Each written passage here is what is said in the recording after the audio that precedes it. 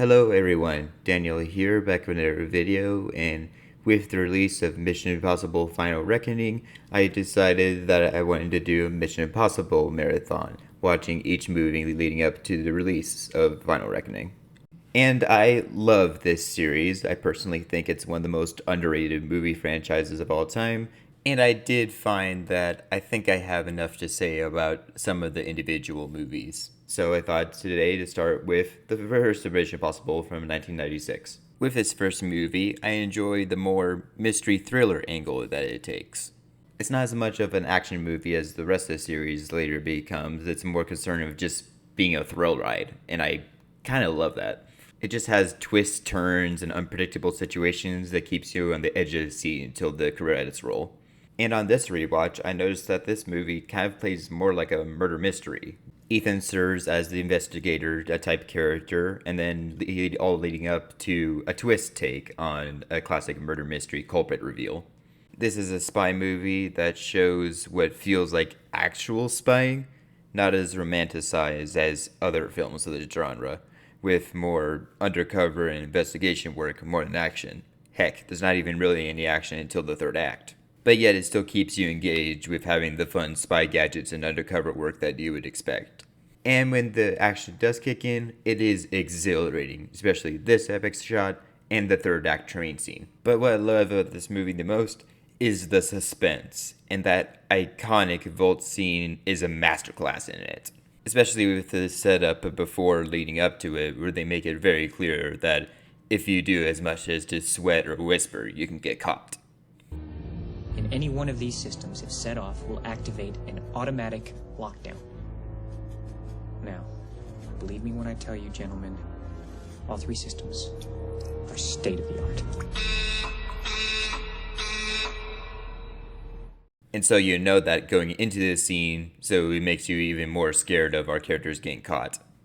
And I love how there's no music in the scene either. It's just limited dialogue and sound and silence.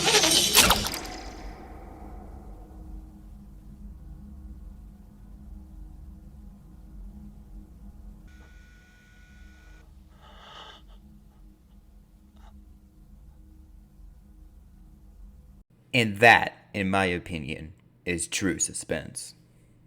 But even beyond that scene, there are shots throughout the movie that can make you feel tense or uncomfortable with certain characters, with something as simple as a close-up or a Dutch angle. These shots are so good that they actually went on to mimic them in the seventh movie. All of it really makes me want to check out director Brian De Palma's other work, so if any of you all have some recommendations, drop it down below. And speaking of characters, it is cool seeing the introduction of our main character Ethan Hunt and Luther. Fun fact, the only two characters who are in every movie. And by the third act, you kind of get to see the character dynamic that Ethan and Luther has, and you kind of see that Luther becomes really the only character that he trusts. Which is probably why Luther is the one consistent character throughout this series along with Ethan. It is kind of cool to see Ethan as a little bit more of a rookie in this. Like, he definitely has some room to grow, and you do see him grow a lot in future installments. Now, I do enjoy the twists and turns of this movie, even if one of them is kind of a betrayal to the original show. I'm not the biggest fan of the original show, but if I was, yeah, I would imagine being pretty ticked at the big twists. And I can understand if one doesn't get into this movie as much, as it is slower than the future installments of the franchise, and it may take a couple watches to fully understand the plot. Yeah, like if you asked me right now to explain the right whole movie, I probably couldn't, but if I sat down and watched it with somebody, I could probably explain it fine. If you really want to break it down, it's basically a mole hunt, clear and name spy story. Overall, for me, though, a great spy thriller and a masterclass in suspense. A solid start to the franchise. Shout out to this awesome feature on Letterboxd whenever you review a Mission Impossible movie.